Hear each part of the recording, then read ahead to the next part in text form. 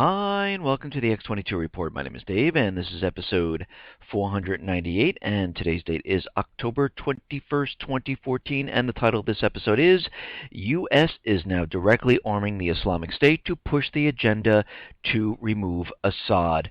And we can see this is exactly what they're doing. Now, let's just take a look at this. We have the Islamic State that is in Iraq and Syria.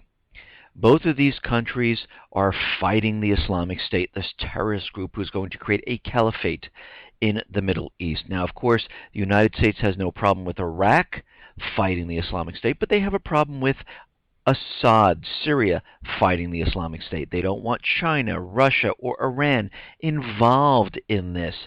And, of course, the United States is inside of Syria, a sovereign country, bombing the infrastructure inside Syria. And what we've seen is the United States central bankers dropping humanitarian aid for the people of Syria, and they've been dropping weapons cash for the people of Syria to fight the Islamic State. And it seems that a lot of these weapons and the humanitarian aid seems to get into the hands of the Islamic State. Now, we understand the Islamic State is the proxy army to the United States, UK, Israel, and other Arab nations, and it seems like wherever they bomb the Islamic State seems to take more and more of that area. It doesn't seem like it's working whatsoever, and of course they don't want it to work because their agenda is to push and continually push into the West to finally take out Assad. Now, they have to do a couple things before they do this. They are clearing out the eastern section, creating a corridor, removing the infrastructure in the north, and destroying that area to create a buffer zone and a no-fly zone between the Syrian border and the Turkey border. And we can see they're doing this by saying that the Islamic State now is training an aircraft, they're creating an air force, and they're using the bases in Aleppo, Raqqa, and Deir al-Zor. And of course, this is exactly what they want. This will give them the excuse to go in and destroy these air bases, to say, okay, we didn't want them to create an air force, so we had to destroy this, and we need to set up a no-fly zone because now the Islamic State has an air force. And we can see this is all part of their plan because, of course, everyone was out there saying, how can you put a no-fly zone up if the Islamic State has no planes? And, of course, they are scratching their heads going, okay, we'll give them planes then. And this is exactly what the propaganda is, and we can see this is where they're moving towards right now. And, of course, all of this is part of the goal and the agenda that has always been there, to get into Syria and to remove Assad, and then eventually move into Iran and remove those leaders there, replace them with a puppet government, and then eventually what they're going to have to do is go back into those Middle Eastern countries like Libya, Lebanon, Yemen, and reestablish the puppet governments in these areas, because what's happening there is the people are rising up and taking back their countries. And of course, as we all know, if they decide to sell oil not using the dollar, again, this is going to cause a problem because a lot of the countries will not have to keep dollars in reserves, and they'll be able to use any other currency or physical metal to purchase this oil, and the central bankers will not let this happen. They've already given warnings to Libya that they're going to sanction certain people in the country, and of course this is the first step, and we can see they're getting very, very nervous about what is happening.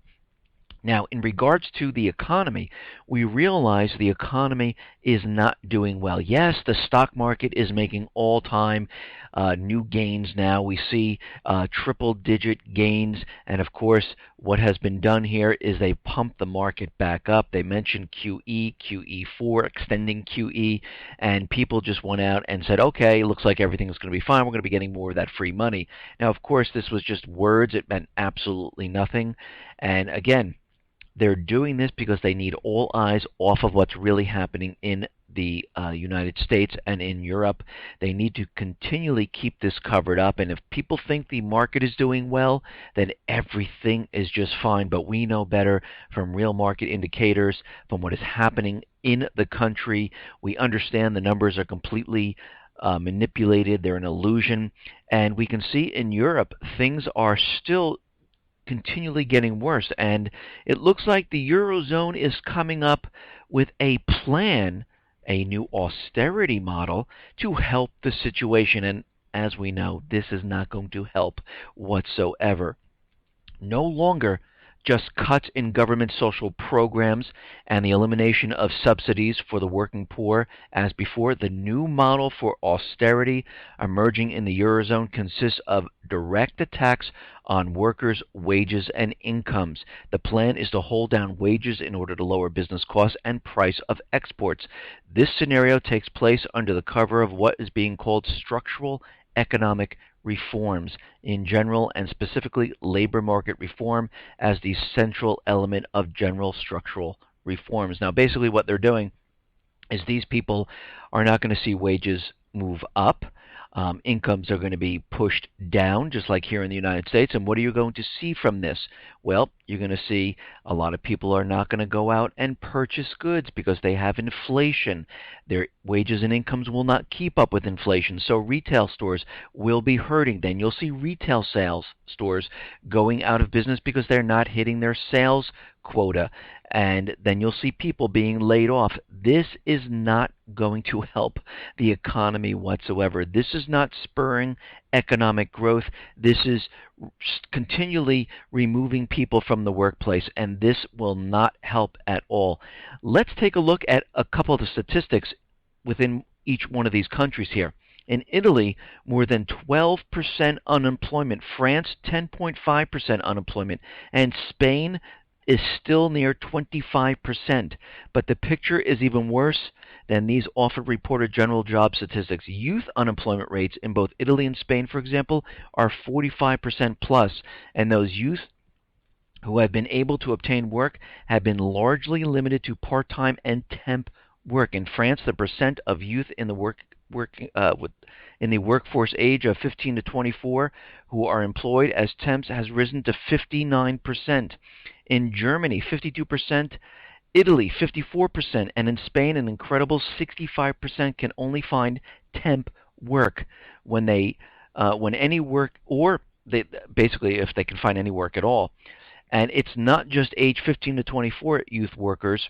In Italy, 70% of all new hires have been temp workers. So we're seeing a lot of the new jobs that are popping up are just temporary. So they're not even making a living in the country, and this is going to have a really terrible effect because, as we know, the youth generation is the next generation coming up, and if they're all temp, and this is the temp generation, this is not going to help economic growth whatsoever.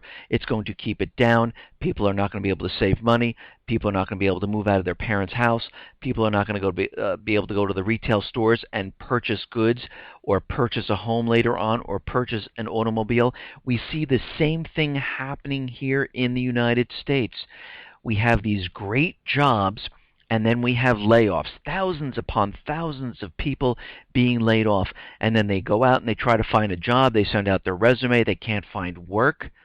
And then they start getting worried because unemployment is running out.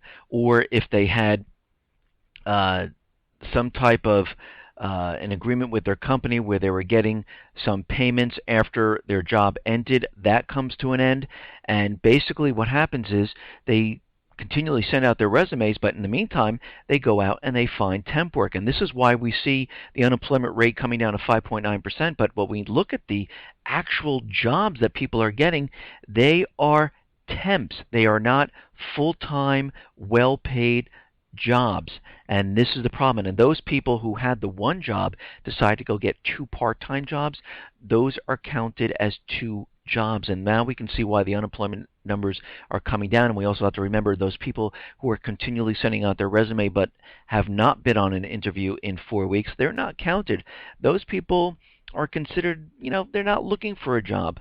And when we see the unemployment numbers where people are filing for unemployment insurance not rising, you have to remember those people working in retail or part-time or temp jobs who do not meet the certain requirements of working 30 hours and meeting a certain dollar amount each week, they don't have the opportunity to apply for unemployment insurance. So we can see why these numbers are completely fake, phony, and false.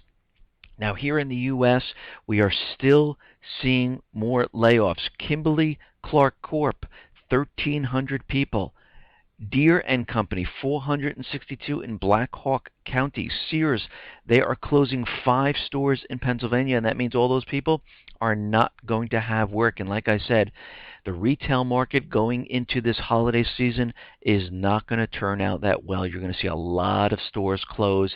You're going to see probably Sears, JCPenney, Radio Shack close down later in 2015 because they just couldn't make it. And we're starting to see that this whole Christmas season, this whole holiday season is really not going to turn out that well, and they realize that this entire system is crumbling apart, and this is why they're trying to ramp up all these wars and get everything started, and this is why everything is in chaos right now, because they need to blame all this on another entity, a group or a country, and get all eyes off of the government and the Fed, because they need you to believe that they have created this recovery and this other entity decided that, oh, we're going to hit the U.S. and destroy the economy, and this is exactly what they're trying to do. Now, McDonald's, their September global retail sales completely crashed. I mean, their global sales dropped 3.8% below the 3.2% expected. This is the worst global month since 2003.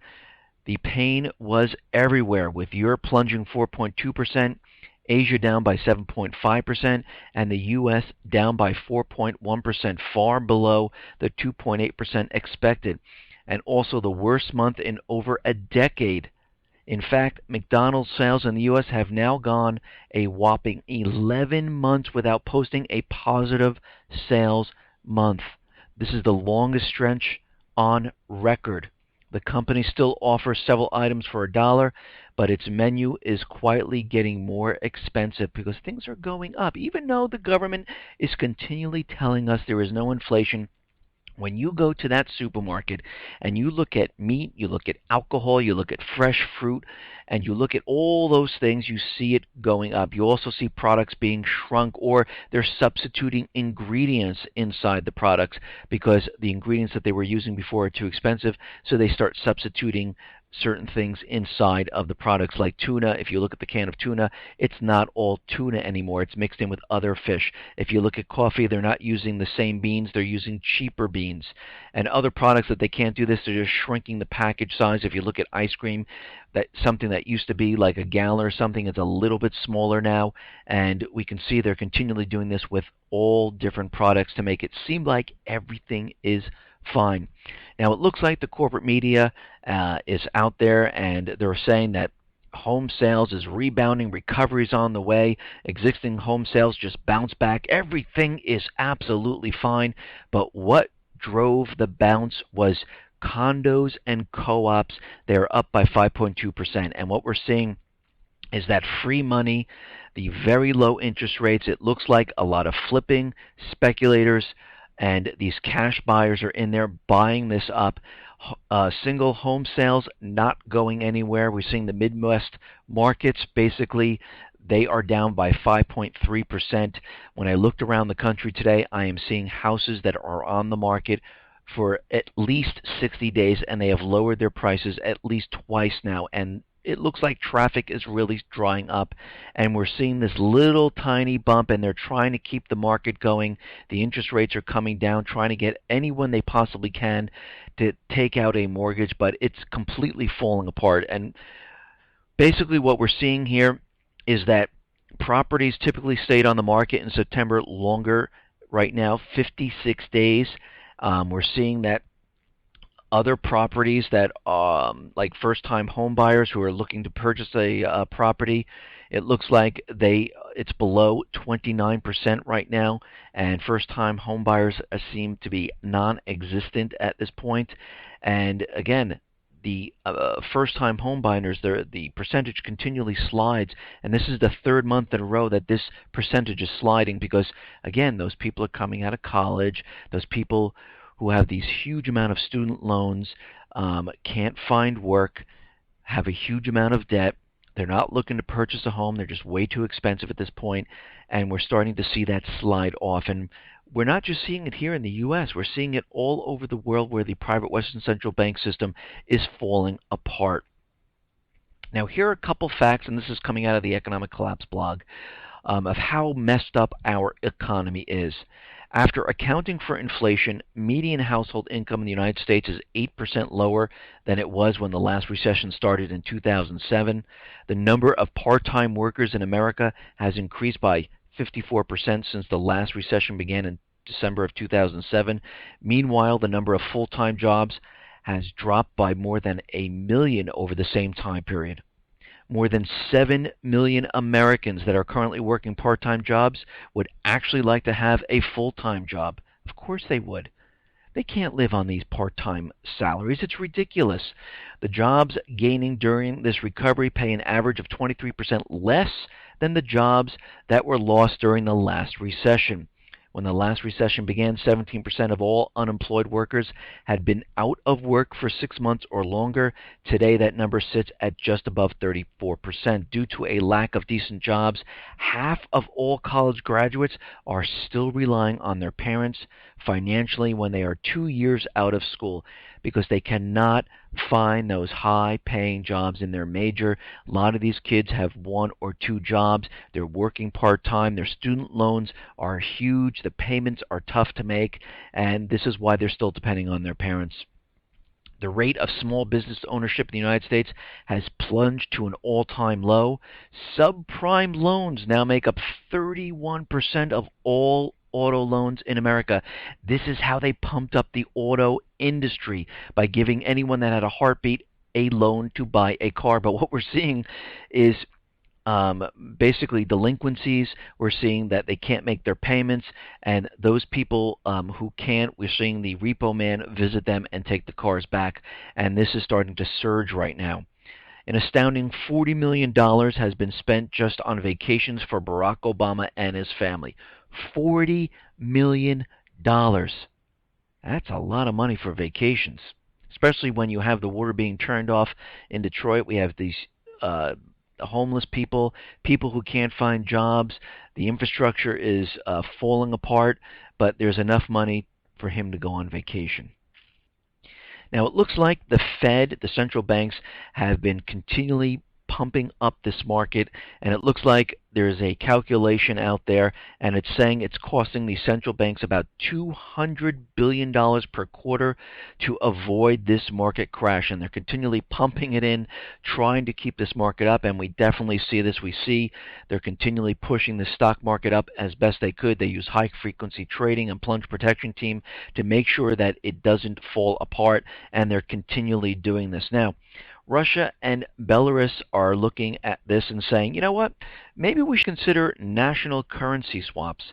And they're looking at this and they're saying that during the Eurasian Economic Union, which is going to be enforced in January of 2015, that they should get together and just pretty much do a currency swap. And this is most likely what they're going to end up doing.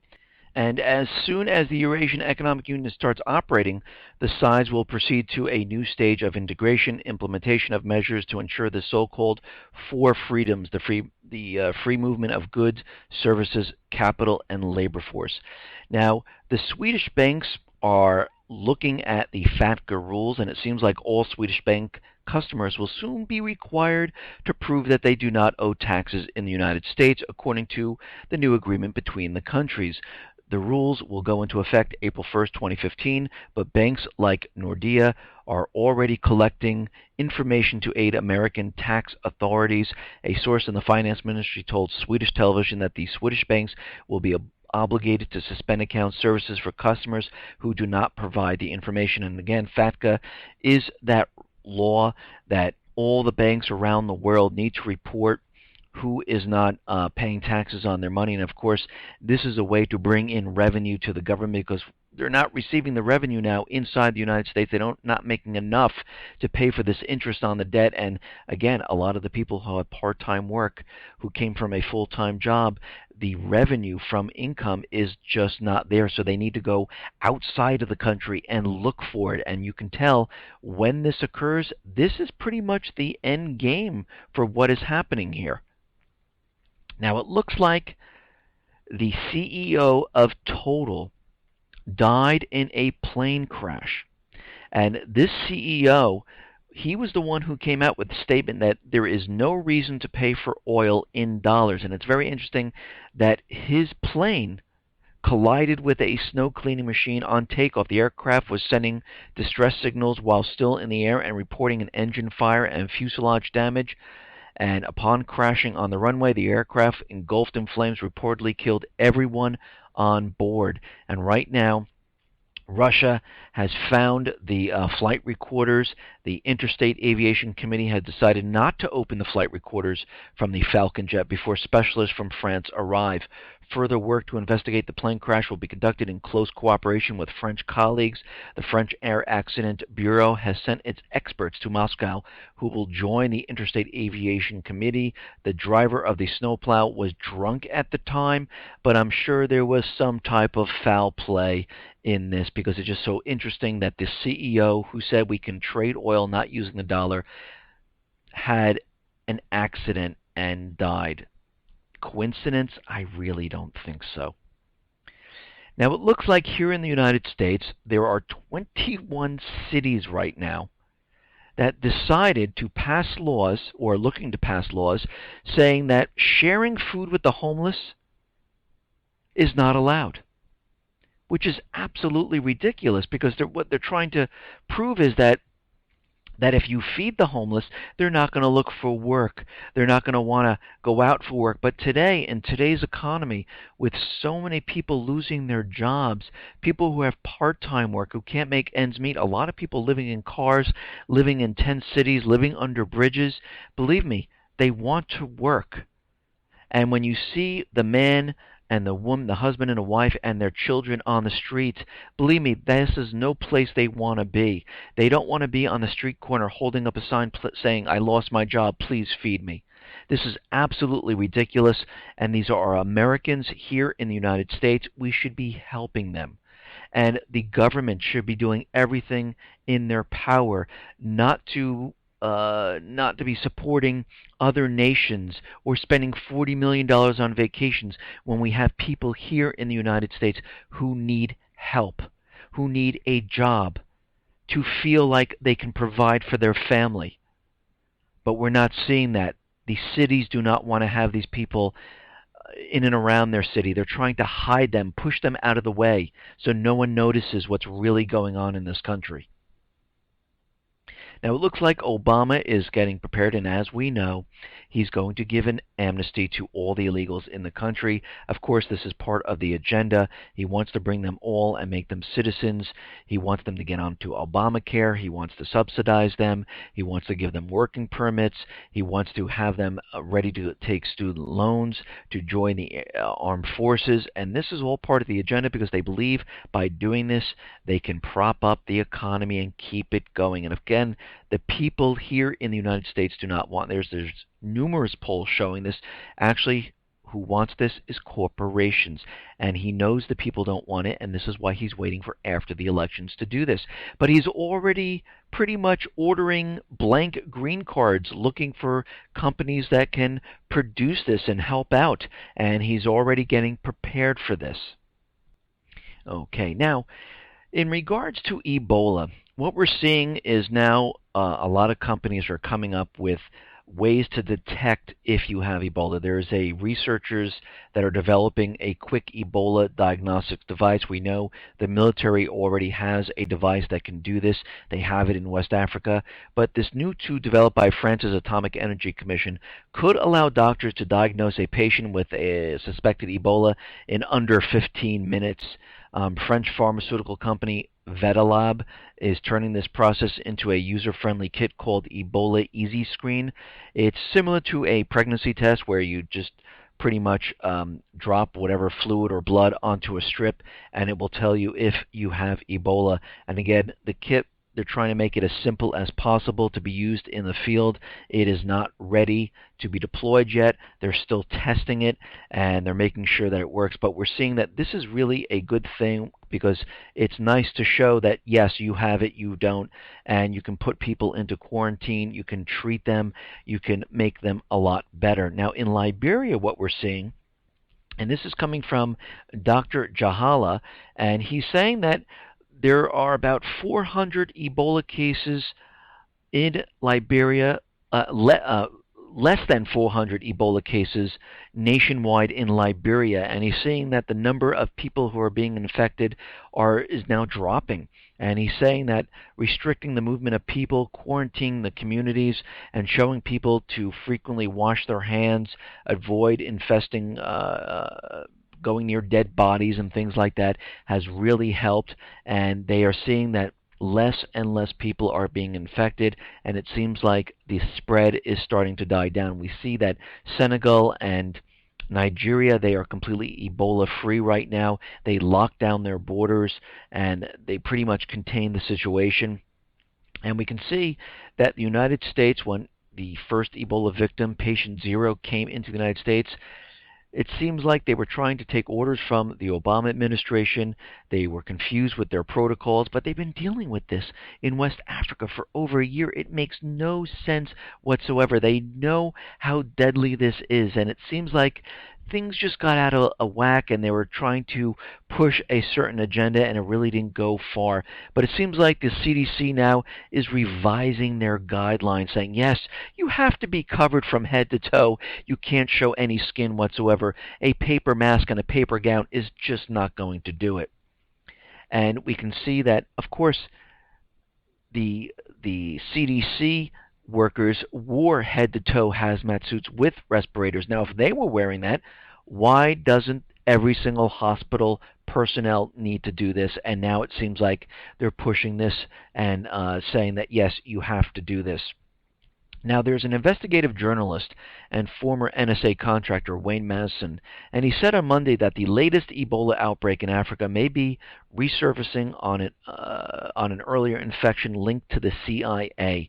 And we know that this is being developed as a bioweapon. We know they've been pushing this, and it seems like they did this on purpose here in West Africa. But he went on to say that we see a year, 1976, when the U.S. was violating a Senate law that forbid the U.S. from engaging in the Angolan Civil War, and we saw Zaire being used as bait for the CIA, and then we saw the outbreak of Ebola in Zaire the same year that George H.W. Bush was the director of the CIA in 1980. We saw the outbreak of HIV in Zaire and Angola, where the CIA was operating.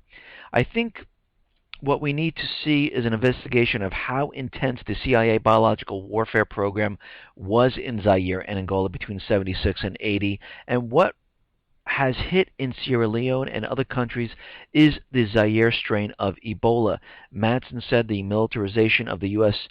Ebola effort in West Africa is very suspicious.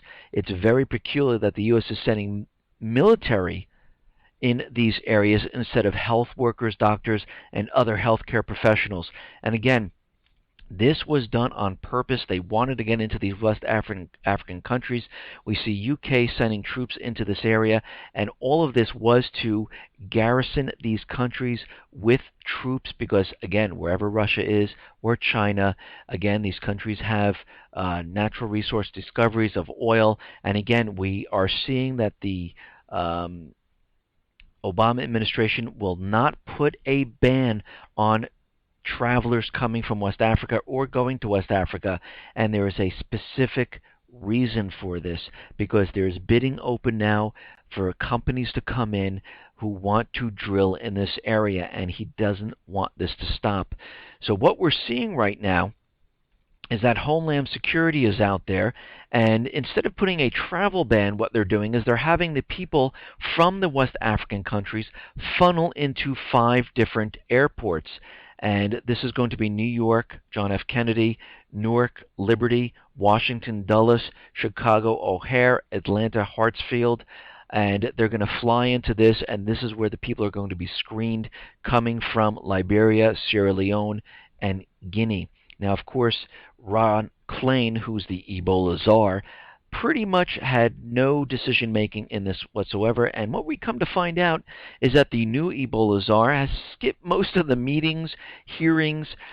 He's not involved in pretty much anything, and again, this is a PR stunt. He's a handler. He's a PR guy, and again, he took this position probably on a promise that he'll get a different position later on, and he knows nothing about Ebola whatsoever. He's another attorney, and all they're going to do is contain this entire situation. But it does seem like the scare is starting to die down a little bit right now, showing that a lot of people are coming up with negative results and Ebola is not spreading as fast as they thought it was going to be. And again, we had patient 0 come in. He was infected. Nobody took it seriously, went to the hospital. Those people who were treating him were not protected. They weren't wearing hazmat suits, which makes no sense whatsoever. Those people treated him and 2 others got infected, and it seems like after that point it was contained, and it looks like everyone else was put into quarantine.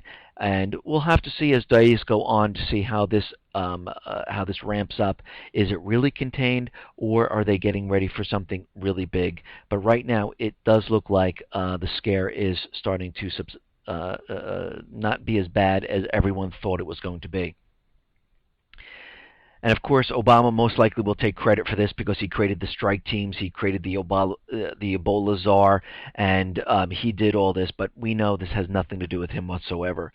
Now, it looks like China and Russia are going to prepare to sign a unique cybersecurity treaty.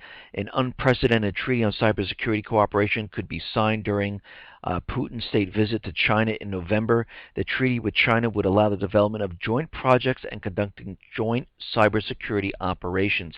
And again, China is continually out there screaming, saying, listen, we are not cyber espionaging, we are not hitting you with cyber attacks, even though the United States is continually telling everyone, yes, they are. They're also telling us that Russia is continually doing this. Now, a couple days ago, we reported that Russia is pretty much concerned about the fruit they were receiving from Ukraine because it was not marked, and it seems like they decided that they're going to ban fruit and vegetables imports from Ukraine right now.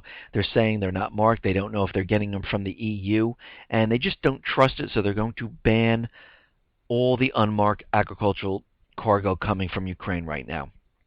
And again, if the EU was funneling it through Ukraine, maybe for the trade of natural gas reverse flow, this is all coming to an end right now. Now, the United States is deploying a new radar system in Japan, and of course, this is to detect missiles coming from China, Russia, North Korea, and any other country that is the enemy of the central bankers, I should say. But this early warning system, which are being deployed in Japan, will warn first of all missiles being launched from those countries. And the installation of a new missile defense radar began at a U.S. military base in the Japanese cities of, I'm going to try to pronounce this, Kyotango on the coast of the Sea of Japan on Tuesday. The radar will begin operating this year. It will detect launches and distinguish real from false warheads at a range of more than 400 kilometers. And you have to remember, the United States central bankers, along with all the countries in the Pacific, have been encircling China. They're containing China. They're very worried because when these central bankers start war, they need to be ready for China, Russia, North Korea, Iran, Syria, all in this entire area. And we can see they have been preparing for this and getting ready for it. And they're putting everything into position. And we see military assets continually being maneuvered into these areas containing these countries. Now, it looks like Ukraine needs more money, and it looks like the European Commission and the International Monetary Fund will consider the issue of allocating an additional 2 billion euros to Ukraine. And of course, this will be a loan. It will put them further into debt. And of course, they made a deal with Russia for a discounted gas price because winter is coming and they will need additional funds to pay this. And I believe this is where this money is going to be allocated to the gas that they're receiving from Russia. Now, it looks like Iran has arrested several spies near their nuclear plant, the Bushehr nuclear plant, and they're saying that it looks like they were going to commit some type of sabotage there. And this has been ongoing. It's mostly Israel, Mossad agents, the U.S., and other countries trying to prove that they have nuclear weapons inside the country. And of course, they use the propaganda that, yes, the explosions were done to hit that area where they have nuclear weapons. And they've been using this for over 30 years now. Ever since 1979, when the Iranian government the puppet government was thrown out and replaced. Ever since then, for 30 years now, they've been saying Iran is developing a nuclear weapon. They're 3 to 5 months away. And over 30 years, we have seen absolutely nothing, and they're going to use it any day. And so far, we have never seen them use it. Now, Iran is out there, and they are saying that, this anti-Islamic State coalition, we just don't believe that this is what it's all about. The leader of the Islamic Revolution, the Ayatollah Khamenei, says Iran has no trust in the sincerity of governments claiming to be fighting the Islamic State. Well, they're not fighting the Islamic State. They're using it as a proxy army to get Assad. And Iran is coming out saying that something is not right here. It seems like you're not really fighting the Islamic State. It seems like you're kind of helping them. And that's exactly what they're doing. Now, what we're seeing in Iraq is we're seeing that the Islamic State was pushed into Iraq, and we have to remember that once the elections took place in Syria and the people came out and voted for Assad and put him back in power, the United States government had no way of saying that, oh, the people don't want him because he was just elected into power. And the people, the rebel forces that they were training in Jordan, needed a place to go, and they realized that it wouldn't work just adding them to the Free Syrian Army. So what they did was they went to Plan B. They had them filter down into Iraq, and they said, they're the new Islamic State, and they're going to create a caliphate. And they said, they are in Syria, they are in Iraq, and this is what's happening. But what they didn't realize was the people in Iraq decided that this is a great opportunity. We can wage war and try to take back our country. It's happening in Lebanon, Libya, and Yemen at this point. And we can see the bombing runs that the United States is taking in Iraq is really not hitting the Islamic State. It is hitting the other tribes inside of Iraq. And it seems like that sometimes they're losing the battle and they're making gains in Iraq, moving closer to Baghdad. And the U.S. State Department right now is saying, okay, we need to do something, so they're bringing in more military assets into Iraq, and it looks like the U.S. State Department has cleared about $600 million worth of sale of about 46,000 120-millimeter armor-piercing tank rounds for the Iraqi army, and they've also been sending helicopter sustainment for Bell 407, 5,000 Lockheed Martin Hellfire missiles, 200 AM General Humvees, 7 Raytheon Aerostats, 24 Beechcraft AT-6 attack planes, aircraft control systems including radars for 4 bases, and 24 Boeing Apache helicopters and mission equipment. And this is quite a bit of money. I mean, we're looking at $700 million, $101 million, $90 million, $790 million, $700 million. We're talking over $1 billion already for all of this stuff to go to Iraq to help keep the tribes back. And the same thing's happening in Lebanon, where they're pushing more and more military assets into that area, trying to keep the puppet government in power. Now, Russia has been delivering humanitarian aid into Iraq and Syria, and of course, that is actually going to the people in Iraq and Syria. But U.S., when they try to deliver humanitarian or weapons to help defend the area, it seems like they're ending up in the Islamic State's hands. And again, this is to help them and pretty much keep them in power so they can maneuver their way into Syria. Now, Russia is out there, and they're saying that there's double standards when it comes to chemical weapons in the Middle East.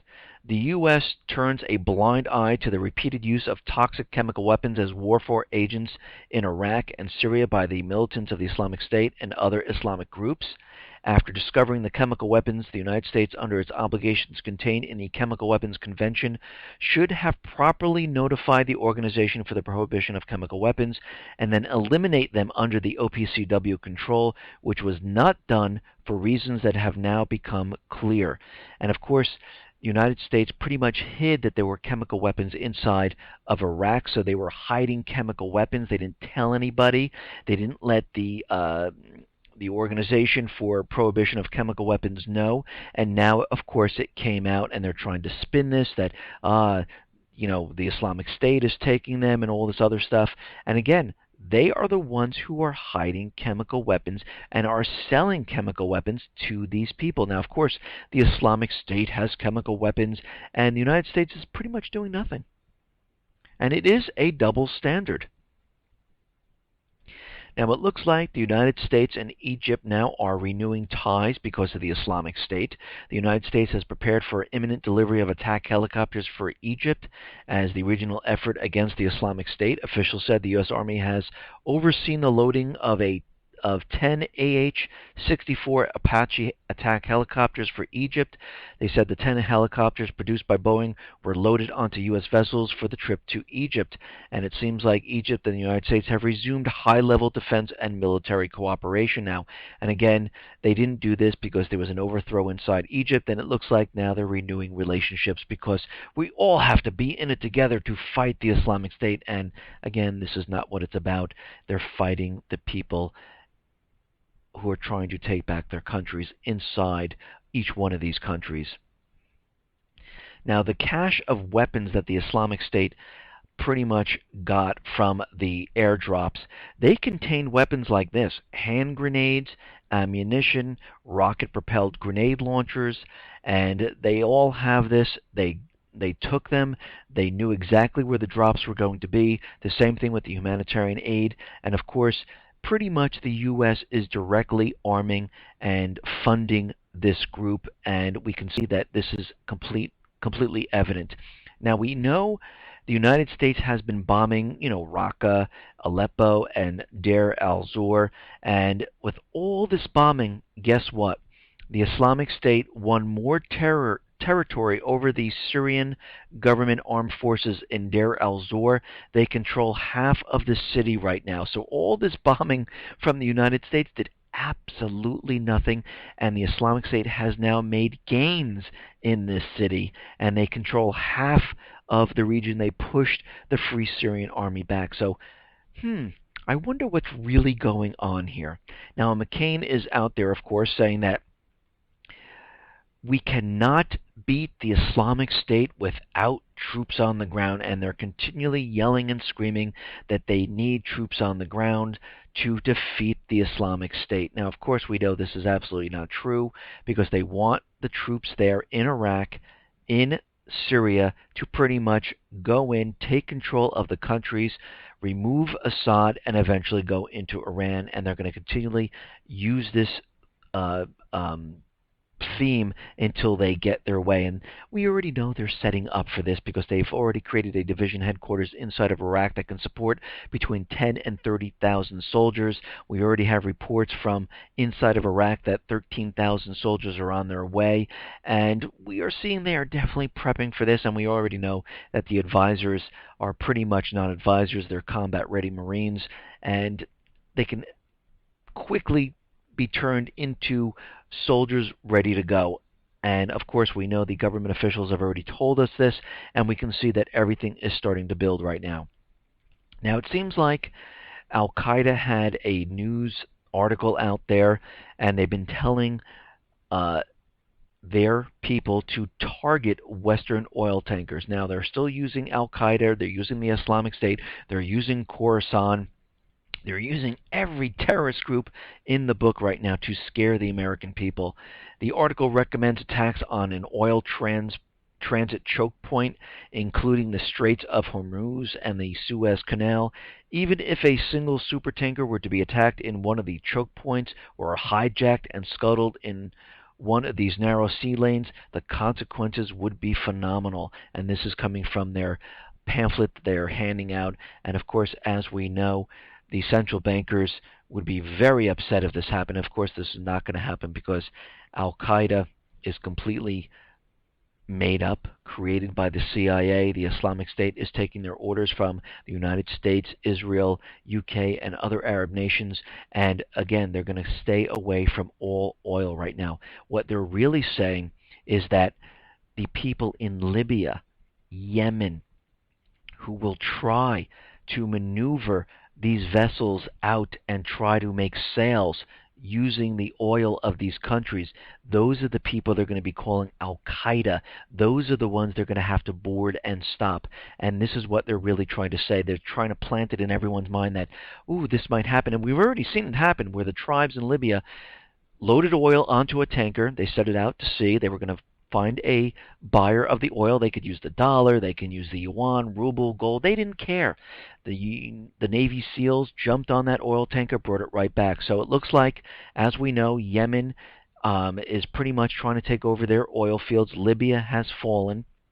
And when they know, it's just a matter of time before they load up a tanker and they set it off to sail. And of course they're going to say it's Al-Qaeda who got this tanker and we have to go and get onto this tanker, and this is what they're going to use. Listen, everyone, thanks a lot for listening. Be well, be safe, and especially be prepared. Thanks a lot.